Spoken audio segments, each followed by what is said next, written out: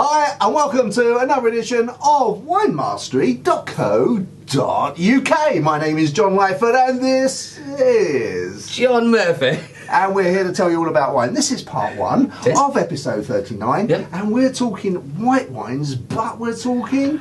We've got sweet white wines. Sweet.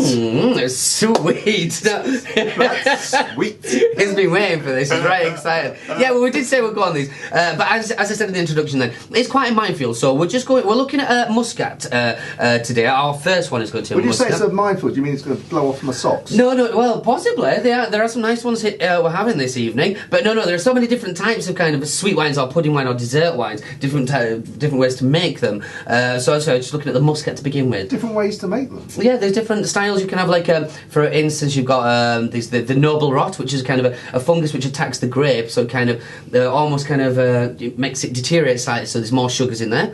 There's late harvesting, where they leave it on the vine just a little bit longer, so again it kind of deteriorates a little bit more, so again more sugars in there to get the sweetness of the wine.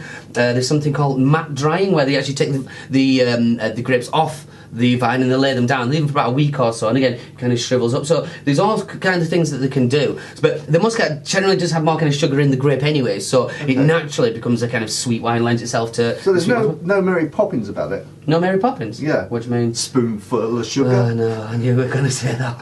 Wow. I imagine some people do have that style, but not what we're trying to. Okay, not this week anyway. Right. Okay. Oh, no. He's just eager to try. Yes, we are. Yeah. Right. There we go, sir. Right. Thank you very much. Thank you. You are more than welcome. That's lovely golden colour, isn't it? It definitely. I mean, you tend to find all these kind of sweeter wines do have that kind of richer colour about them. But yeah, it's definitely kind of straw. As you say, it's got that golden, little bit of a green hue in there. But yeah, some sweet wines are sort of like a deep yellow. They don't, for some reason, they don't look that attractive. But this looks nice and. It looks pretty. They're shining out. Yeah. Shining out. Nice and brilliant. Yes. And I have a go at the nose. Okay.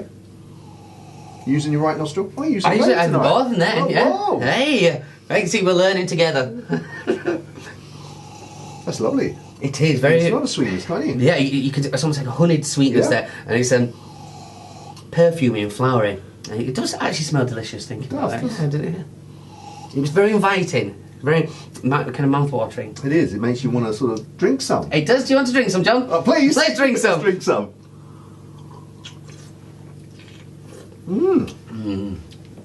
Oh, that's beautiful, lovely, pleasant. It's like liquid jam without the sickness, without the sickliness. Not sickness. What sickliness.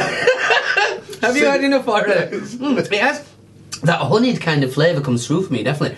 It's still, but it still has a lot. There's still fruit in there. I mean, I can taste almost like sharp lemon in there, not a peachiness.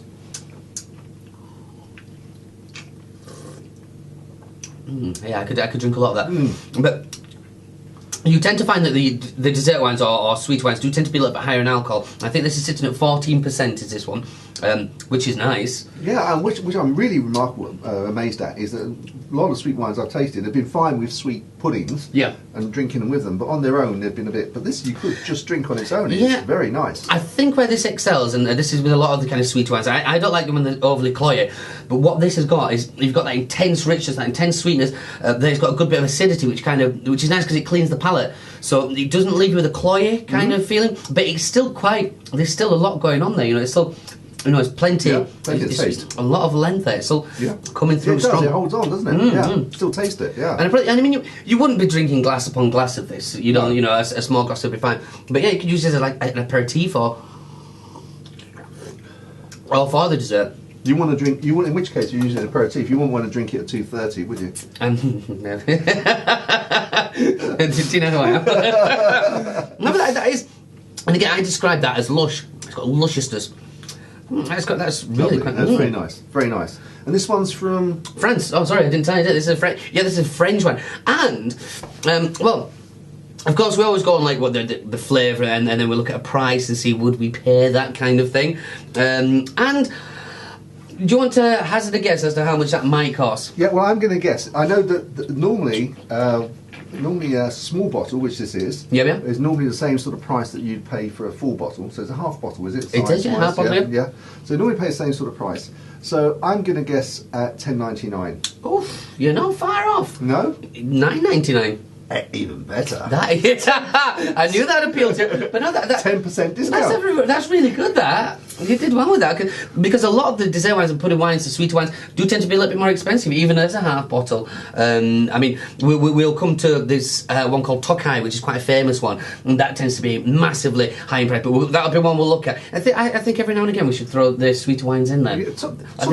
Tokai. Sounds Sounds Scottish. It does, doesn't it? It's not. No? Hungarian. Yeah. Okay. Fine. Right. Well, that was delish. It was indeed, yes. So, I'm just going to have a little sip because I'm really enjoying that. Yeah. And then we'll move on to episode 2. We'll move on to episode 2. Part 2. Your part 2? Yeah, episode 2 was a long while ago. Have I been drinking too much? We'll see you there. Chin chin.